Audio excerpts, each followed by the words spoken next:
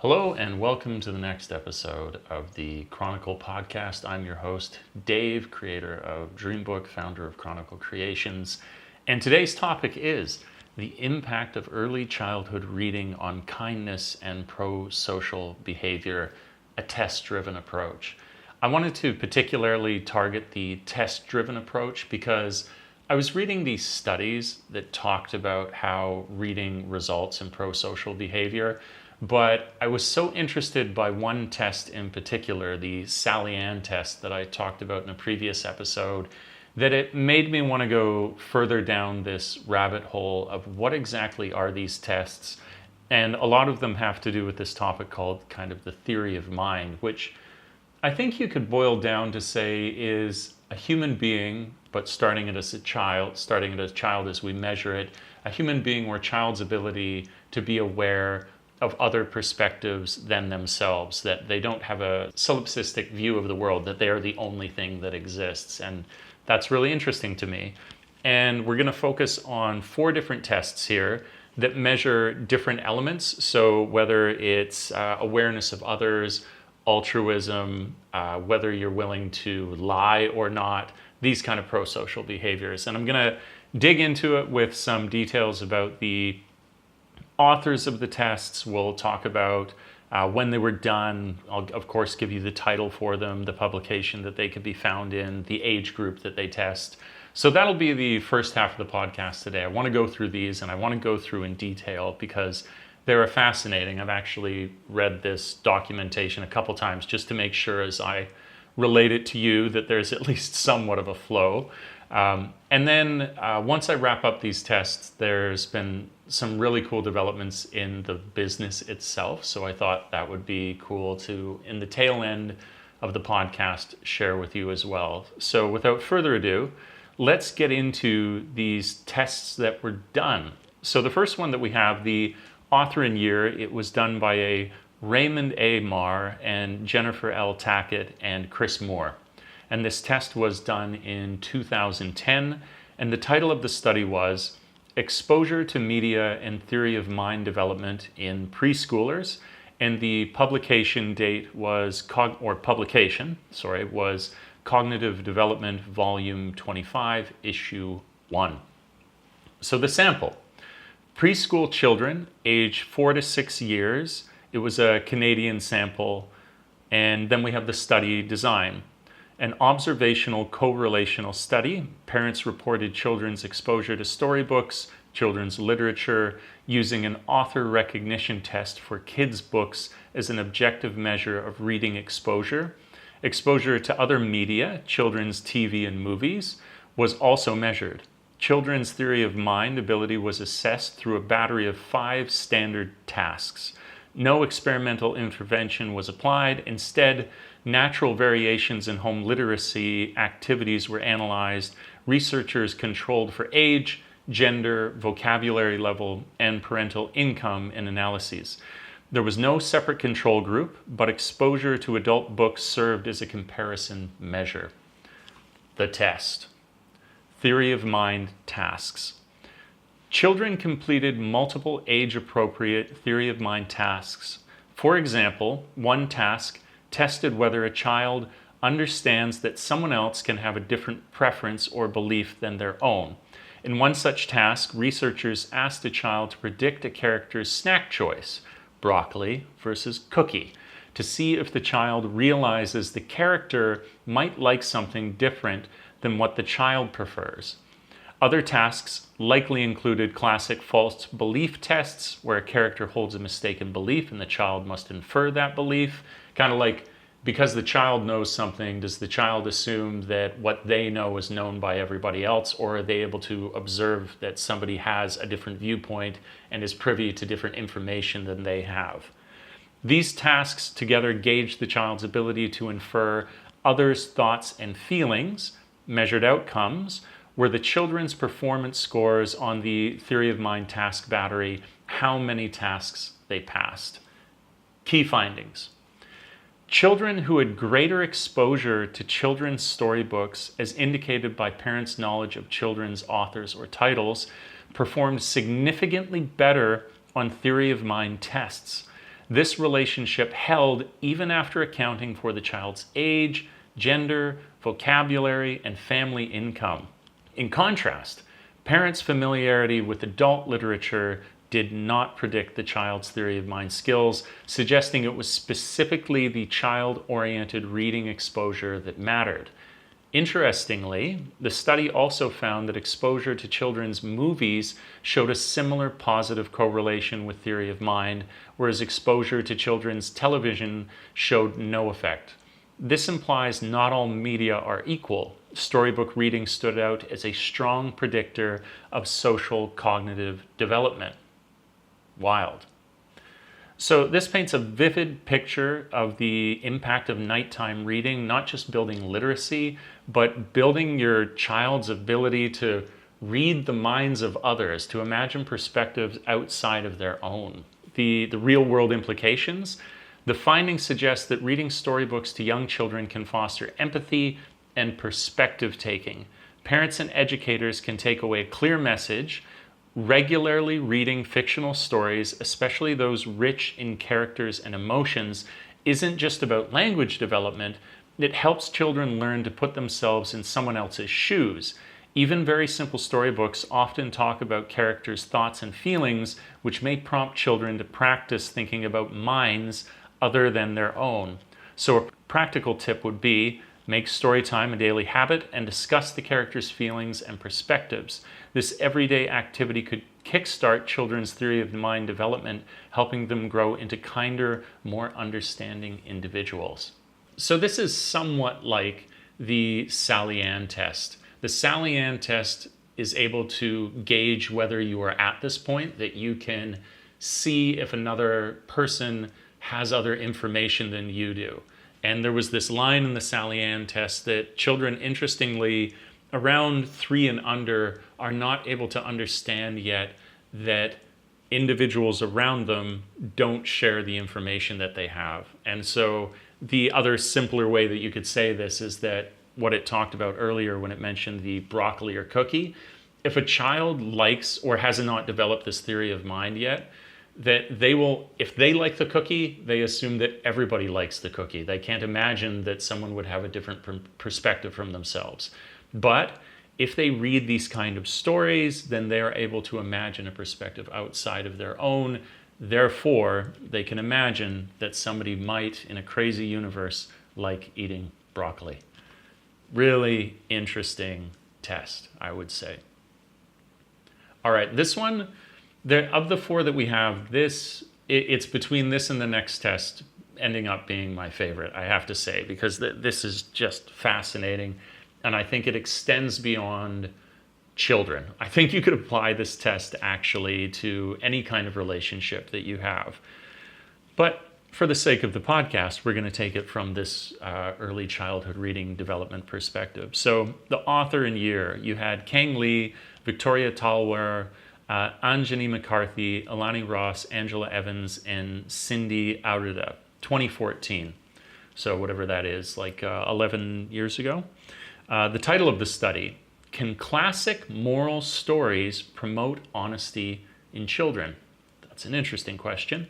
And the publication, Psychological Science, Volume 25, Issue 8. That's where you'd find it. So the sample size, or what was not just the size, but what was it made up of? 268 children, ages 3 to 7 years old, roughly balanced across boys and girls, were tested individually in a laboratory setting. The study design. Experimental, between subjects design, each child participated in a temptation resistance game, followed by exposure to one of 4 story conditions. There were 3 moral story conditions and 1 control story.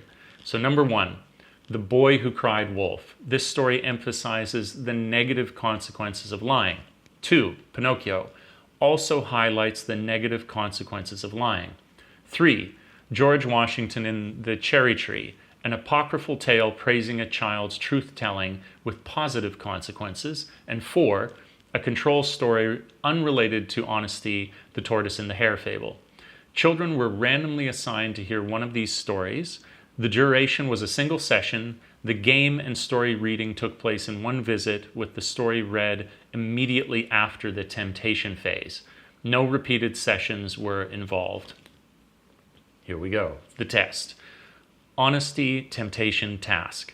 This clever test put children in a realistic scenario to tempt them to lie in the game. The child has to guess a toy by its sound. So this is the game. They guess a toy, what it is, by its sound. Mid-game, the experimenter left the room to get a book and instructed the child not to peek and look at the toy left on the table. In truth, the toy made a sound that virtually guaranteed that the child couldn't identify it, heightening the temptation to peek. Most children could not resist sneaking a look when left alone. When the experimenter returned, she read the assigned story aloud to the child, one of the 4 stories listed above, and measured outcome. After hearing the story, the child was asked a critical question. While I was gone, did you peek at the toy? The child's answer, truthful confession or lie, was the primary outcome measure of honesty. This post-story question tested whether the moral lesson of the story had an immediate influence on the child's willingness to tell the truth about their misdeed. Key findings. This is fascinating. The effectiveness of the stories varied dramatically. Stories that focused on the negative consequences of lying, Pinocchio and the Boy Who Cried Wolf, did not increase the likelihood of truth-telling. What? Children who heard these were just as likely to lie as those who heard the unrelated Tortoise and the Hare tale. In stark contrast, the story praising honesty, George Washington and the Cherry Tree, where the protagonist is rewarded for confessing, had a powerful effect. Children who heard the George Washington story became 3 times more likely to tell the truth about peeking than children in any other condition. Importantly, the researchers confirmed it was the positive messaging that made the difference. In a follow-up, they altered the George Washington story ending to be negative, emphasizing punishment for lying rather than praise for honesty, and it lost its benefit, no longer encouraging the truth-telling. This indicates that highlighting positive outcomes of good behavior, honesty, was the key ingredient for influencing the children's behavior. Real-world implications. Focus on positive role models and outcomes when teaching morals to young children. The practical takeaway is, if we want to encourage honesty and other virtuous behavior, stories that reward the good behavior are more effective than those that only warn against bad behavior. Parents and educators might choose books where kindness, honesty, and empathy are rewarded or praised, as children seem to emulate these examples. For instance, a story that ends with the character feeling good or being commended for telling the truth can directly inspire a child to be truthful. This doesn't just apply to honesty. The authors suggest it may extend to other morals as well. In short, accentuate the positive in moral storytelling instead of relying on fear of consequences. Highlight the pride and approval that comes with doing the right thing. It's a simple change in how we tell stories that could foster better moral development in early childhood. This is one place where I think it's interesting to examine all of these terrifying stories that you hear about, particularly the Brothers Grimm, all of these fairy tales that are cautionary. And maybe, given the research that we can see these days, if the whole point was that you wanted to have a better moral outcome where your child has learned something and your child has altered their behavior as a result of that, then terrifying them turns out isn't so effective necessarily. And I think that why I said at the beginning, I think this isn't just for children, is that I have no doubt that where these stories are impacting children to give them better pro-social outcomes, like being more honest or wanting to be more honest, I think this holds true in our adult personal relationships, that if you're navigating the course of a personal relationship with someone and you're trying to create better outcomes and grow together, then you catch far more flies, or was it far more bees with honey, that if you're kind to your partner, if you're kind to your, maybe not even your intimate partner, but just your social relationships, that kindness, unless you're dealing with some kind of psychopath, that kindness is going to have a far better chance of you changing the behavior of that person rather than threatening them. So it's for kids in this context, but I think that we can broaden the context to include our adult relationships, whether with, as I say, intimate partners or just your best friends. Really cool. Oh, actually, you know what? I said it was this one or the next one. No, they're all great. They're all really, really interesting. I'm a huge fan of anthropomorphized characters, just that you would have like the Redwall series where you have animals that are really, they're humans, but for the sake of the story, you're seeing it as though that the badgers and the foxes and the owls are, they're animals, but they behave like humans. That's anthropomorphized animals. So we have this study that deals with this particularly in relation to pro-social behavior. So the author and year, I was going to share this with you. The authors in this case, it was Nicole E. Larsen, Kang Lee, and Patricia A. Ganea. And this was done in 2018, so it's a little more recent. And the title of the study was, Do Storybooks with Anthropomorphized Animal Characters Promote Pro-Social Behaviors in Young Children? It's a good question. The publication was Developmental Science, Volume 21, Issue 3. And the sample size, or I keep saying size, it's just the sample. Preschool children ages 4 to 6, and the study design.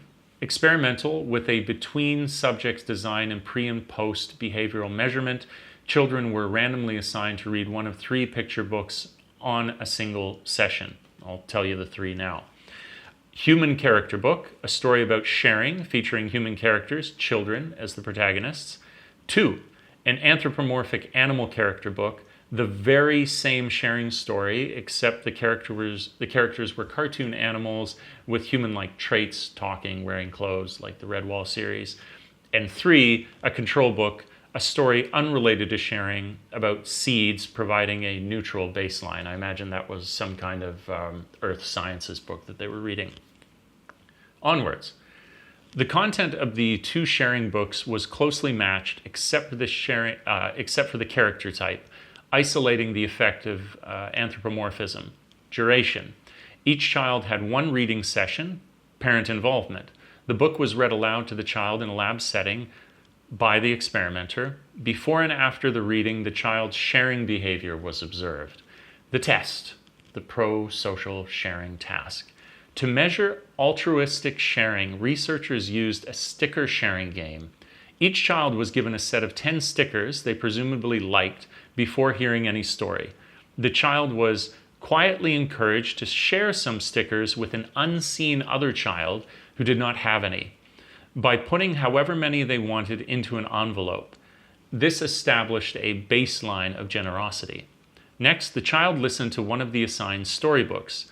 After the story, the child received another 10 stickers and again had the opportunity to share with another child by giving some away. The difference in the number of stickers shared after versus before indicated if the story influenced their generosity. Additional measures, researchers also asked children to categorize pictures of various characters, human, anthropomorphic animal, real animal, as human-like or not, to check if the kids perceive the animal characters as akin to humans.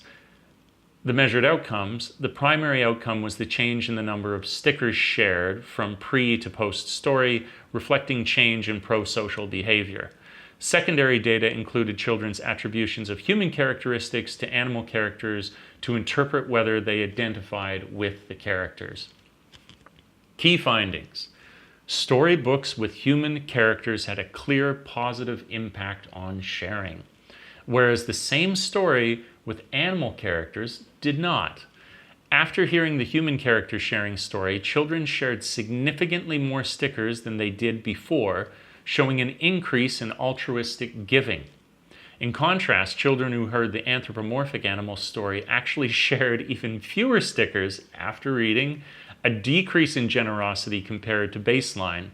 The control group, who heard the non-sharing story about seeds also did not increase sharing. In fact, their sharing level slightly decreased, similarly to the animal story group.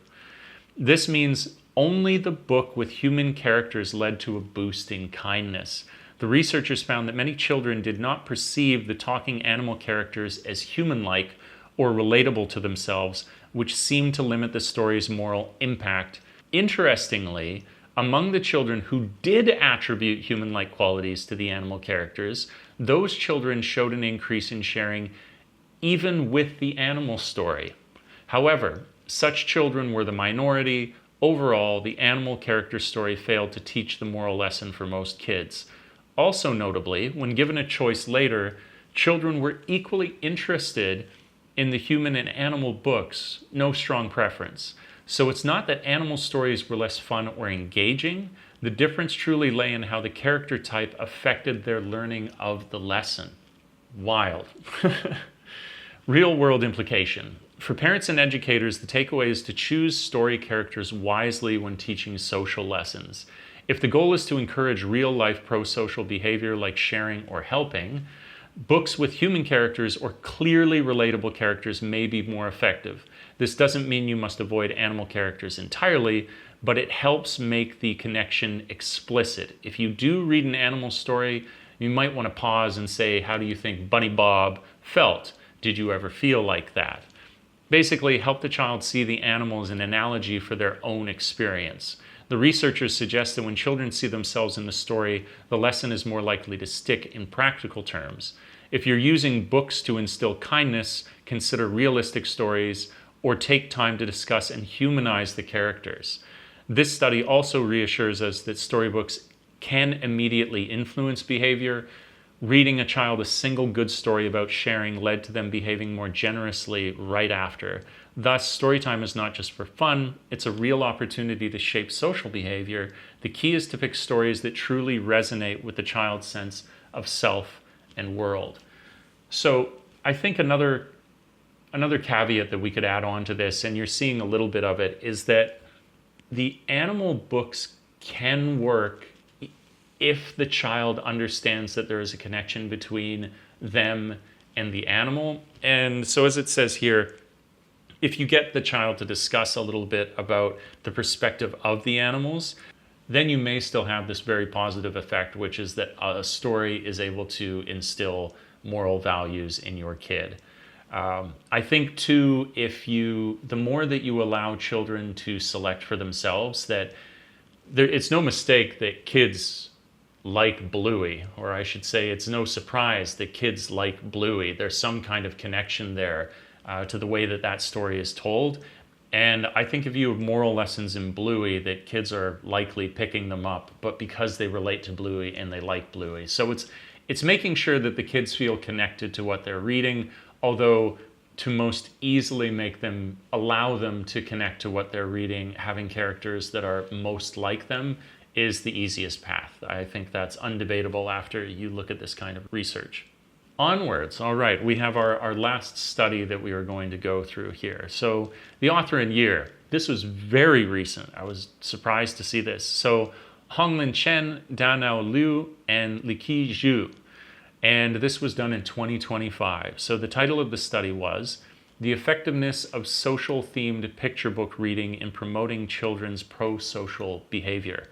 And the publication is Frontiers in Psychology, Volume 16, 2025. Sample: 60 preschool children aged 4 to 5 years in Beijing, China. Children were mostly from typical non-clinical family backgrounds. They were randomly divided into 2 groups of equal size, intervention versus control. Study design: randomized controlled trial, or RCT, with a multi-week intervention. The intervention group participated in a guided reading program using social-themed picture books. These are storybooks specifically chosen for themes like kindness, helping, sharing, empathy, and understanding emotions. The control group also had reading sessions, but with books on neutral topics. Non-social themes, for example, about nature and general knowledge. To ensure both groups had reading time, differing only in content focus, the program lasted 8 weeks with 2 reading sessions per week. For each child-parent pair, There was a parent facilitator that conducted the reading session following provided guidelines, encouraging discussion of the story. No other instruction in pro-social behavior was given outside the story content, pre- and post-testing. Before the program started, all children were assessed on empathy and pro-social behavior measures. After the 8 weeks, they were assessed again in the same way to see changes. The test. Pro-social behavior tasks and empathy questionnaire, or MQ. The researchers used a combination of observational tasks and parent-teacher reports to evaluate each child. The pro-social behavior tasks were likely structured opportunities to exhibit behaviors such as helping, sharing, or comforting.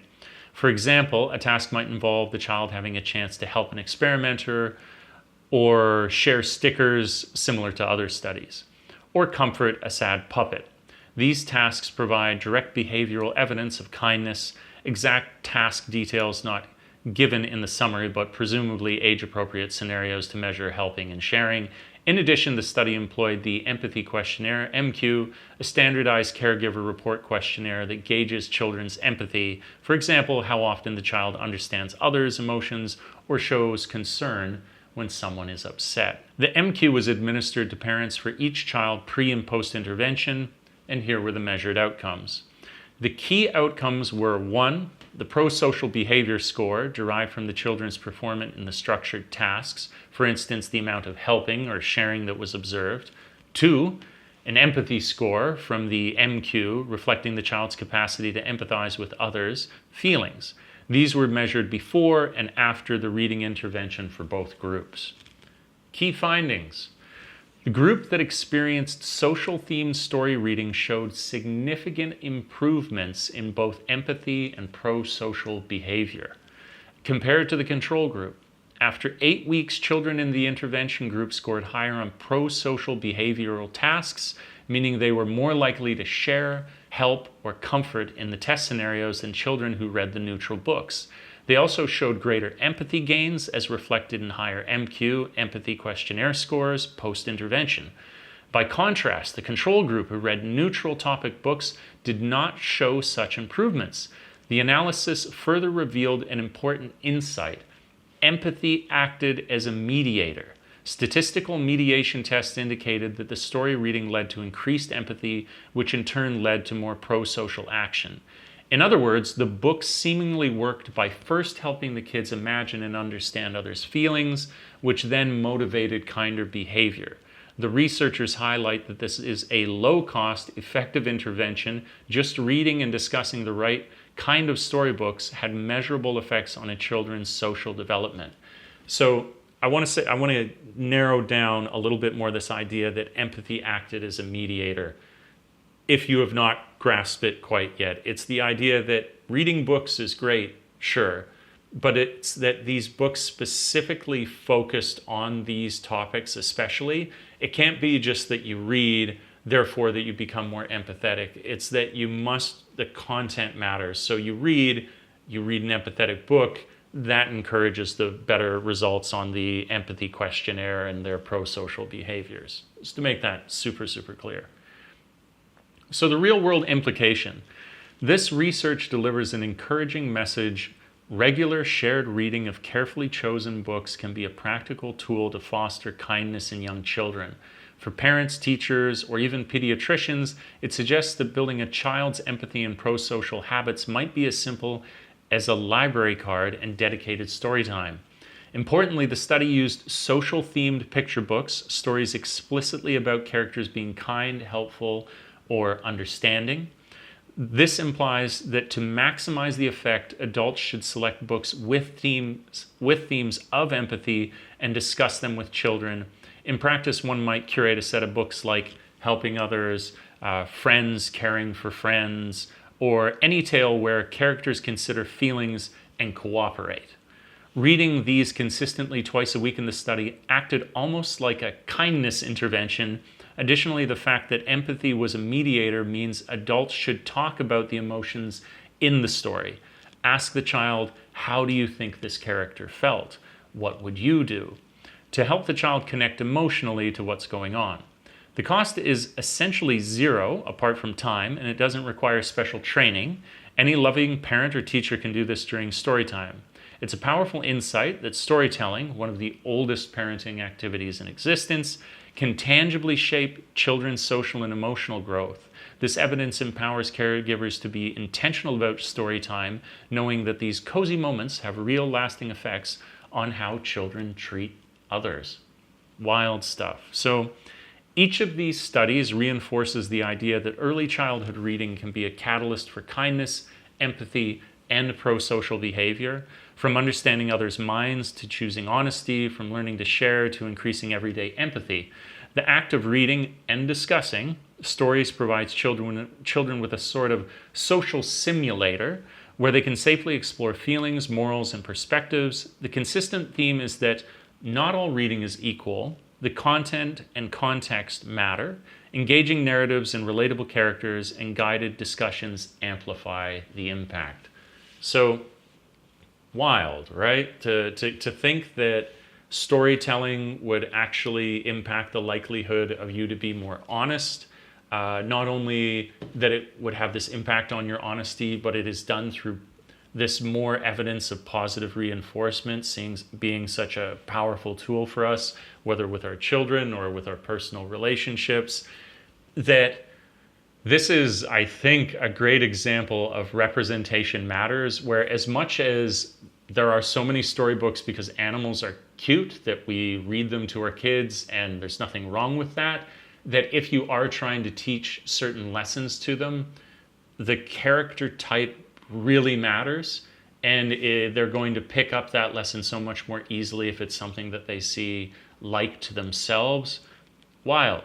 Really, really interesting stuff. So I've taken a great deal away from this in terms of, as I've said at the beginning, we're making Dreambook, so all the while I'm storing up this information for how we can better have a positive impact with kids as we go ahead and create. But also, it's just fascinating to know, you know? I'm really enjoying going down these rabbit holes. Now, with that done, I wanted to share a little bit post-test, post-examination of what's going on with the research that we're doing, with what's happening in the company presently, because we had a couple of really huge successes that I actually talked about on my personal YouTube channel, but I'll repeat here because I believe that far more people are actually getting, information from here than on that channel currently. So to give you the Coles notes of it, the basic idea of what I've been doing most recently in search of funding. So we're a startup, we're bootstrapped, we offer equity in our company, and that solves a lot of problems that we don't have to account for huge amounts of lifelong developer salaries, because we have about a team of 12 or 13 people. And that would mean, of course, you're going to have a big old salary bill if you're not working with equity and belief in a vision. So having that solved, though, you still have an infrastructural cost to actually get Dreambook out there into the wild, and that's something that no amount of equity or goodwill can avoid. And what that meant for my own ambition in funding recently was to switch it from looking at angel investors or venture capitalists to looking at opportunities that might be able to impact that infrastructural cost. This pivot has come as well along with that the reading I've done and the discussions I've had with people I trust is guiding me away from too ferociously pursuing investors before you have more traction, because it puts you at a real disadvantage in terms of articulating your potential, speaking from a position of authority, that if you hold off, if you go to market, if you get traction, if you have revenue, you're going to be in a better place to have that kind of discussion with when investors could become involved. So we're in no rush in that way, but if we're in no rush in that way, still we could have a more efficient revenue stream, and that means one where we're not getting killed by our infrastructure. So I went on to OpenAI, went on to ChatGPT, and I was looking up in Canada, what are the options available right now for accelerator or incubator programs, these sort of business assistant institutions that might have AWS credits, because that's the infrastructure we're using Amazon. And I found 4. So that was in itself quite encouraging, 4 different options to consider. And I applied to all of them right away, some a little shorter, some a little longer. And within 24 hours, I got emails back from 2 letting me know that their program was paused for now. So nothing to be done there. It's paused, c'est la vie. But the 2 that were remaining, I actually thought were the best of the 4. And then after another, say, 48 hours, 72 hours, I received a response from them. And their name was AC Accelerate. AC Accelerate is the #1 private business accelerator in Canada. And they were happy with our application. They wanted to go to the next step where I would talk to them in a one-on-one interview with one of their program managers. And I felt very confident for this because I spent enough time speaking to so many people about the vision of our company, about the planning that we've done, to know that I'm totally comfortable with articulating how we're going to get where we need to be. But then I have no control over the individual that might sit across from me, and I'm at peace with that now. That if I can sleep at night knowing that if I'm given the opportunity, I am not the weak point, and it just needs to be the cosmic dice rolled, where if somebody likes what I'm talking about, they'll get behind the idea, and if not, well then they were never going to help me because they weren't on the same page as me. And it did go well. We had a great conversation. I could tell after even, just 3 minutes of speaking to this individual that they were the type that wanted us to succeed and were very passionate about working positively with startups. So great impression. And that went to a third conversation where our CTO, our CMO, our CFO, and myself got into a conversation again with the I guess you would say program manager.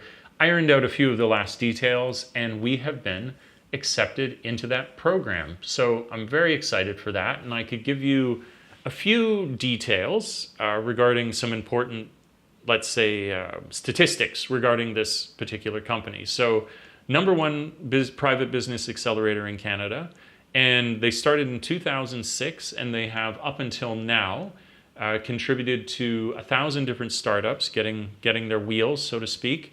And they have generated, in warm introductions to venture capitalists and angel investors, $1.7 billion in funding. So real significant funding. In addition to that, that's the funding contributions from working with this accelerator that the startups have gotten. Another important characteristic is the portfolio value. So that is the investment from the investors plus the revenue generated by these startups. And that is in excess, I would imagine now, of $7 billion because it said $7 billion, so I'd imagine they're still making money, which is great.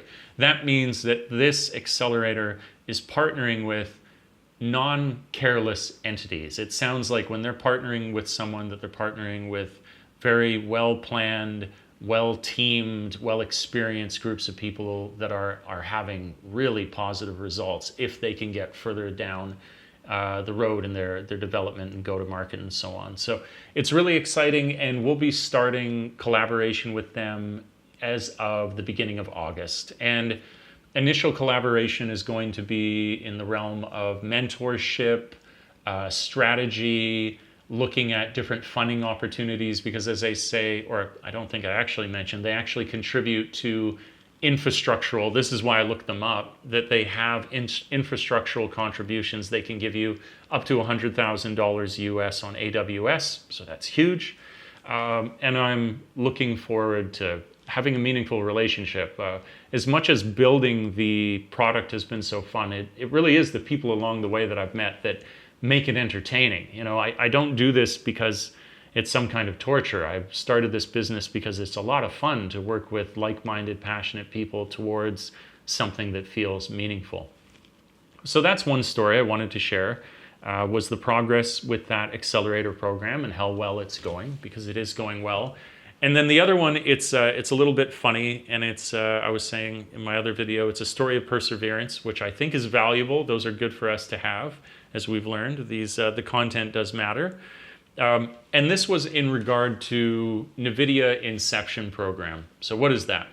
Well, first I should say how I found out about it. Well, we applied to AWS, and they have this like founder's plan that you can get initially if you work with AWS, where all of them do it. Azure from Microsoft, Google, AWS. If you apply for these kind of entry level support startup programs they have, if you apply to those programs, then you can get something in the realm of $1,000 US. And we did that, and it meant that we got to speak to a channel representative, or not a channel representative, it's me thinking of YouTube, got a chance to meet an account representative that could tell us a little bit more about how AWS could support and so on. And they let us know that they are partnered with the Nvidia Inception program. And this program is specifically focused on granting you credits for AWS. And so, music to my ears, this was exactly what I was looking for. Very excited to follow through with it. So after the conversation with AWS, because we got that kind of original $1,000 just to get the wheels greased to begin with, I went over to the Inception program portal and I applied on their website. And at the end of it, when I hit the submit button, I was automatically rejected, which is totally bizarre. It's so strange. So I followed up with them and wrote an email saying, we meet all of your eligibility requirements. I'm a little baffled as to why we were rejected. Might you explain a little bit what has happened here? And after, I think, far too long, it was about 3 days, I got a response from them saying that the reason you were rejected is because you don't have a company website, which is funny and flatly wrong. We do have a company website. I thought this was then going to be an easy solution because we do have the website. Therefore, yeah, if you look at our account, you'll notice that and then allow us to apply. When I responded, I got nothing back for about a week, I think, before I thought, okay, I've got to try something else, because through pure negligence, this person who shall not be named is sleeping at their keyboard and not even reading the emails that we sent to them. So I tried again and I started a new email thread, and within 24 hours was blocked by the same Muppet not doing their job. So they responded back saying, oh yeah, we reviewed your application and it's because you don't have a functioning website, which means I don't even think they read the new email that I sent, because it explained that I'd spoken to this representative who's clearly not looking at emails, because we do have the website, here's the address. We're more than happy if there's like a network issue or something, or you're not able to get to it, to address that issue. But with all due respect, we do have this, and we'd appreciate, a better look than being told that a non-issue is an issue, but still got the same response. This then led to me speaking to my business partner, Andrew, and I wasn't at a loss. I usually just go with a kind of brute force, blunt weapon perseverance, where I figured I would keep emailing until they were forced to look at the account. But he suggested a far better alternative, and that was to target them on Twitter, every single Nvidia handle that I could find, and then explain our situation and see if somebody might do something about it. I had no idea if that would work. I've never used Twitter that much. I have like one follower on there that's a family member. I have the X account because it seems practical. If you're going to have a business, you should have one, but had never considered that as an option that we might be able to get a positive result from. Lo and behold, I sent that message, and then 24 hours later, I find an email response from Nvidia in my Gmail account at my Chronicle Creations domain email saying, we're sorry, we screwed this up. We can see clearly that you do have that you do have a website and you should be able to apply. And so we've unlocked your account. Go on ahead. If you have any issues, just let us know.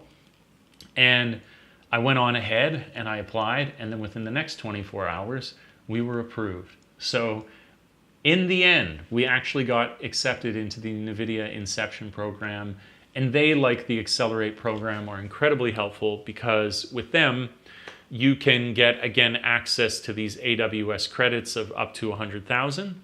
I don't want to overstate just how exciting it is initially, because they don't flat out give you $100,000.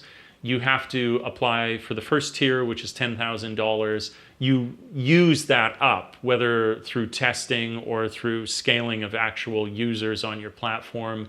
when you get about 15% or 50% of the way through, you can then get another 15,000. And then once you move past that tier, they get much more intense about you needing to have investors that are investing in your company, and then they'll give you some more credits. So it isn't all solved at once, but to have anything other than $0 for funding our infrastructure is massive and goes a long way for a tiny company like ours that's bootstrapping and fueled on grit, passion, and vision.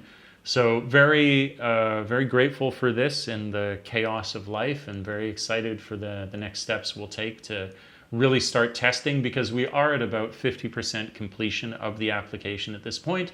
And we have our ambitious release target, but then we have the one I'm certain of, which is by the end of this year. So we'll keep on working hard at it. I'll keep on crushing out these interesting research topics for our podcast that I hope you keep tuning in for. And I will as well, amidst the research, let you know how all else is going in our development as we continue along. So thanks for listening. I will catch you in the next one, and take care. Try not to melt in the sun of the summer.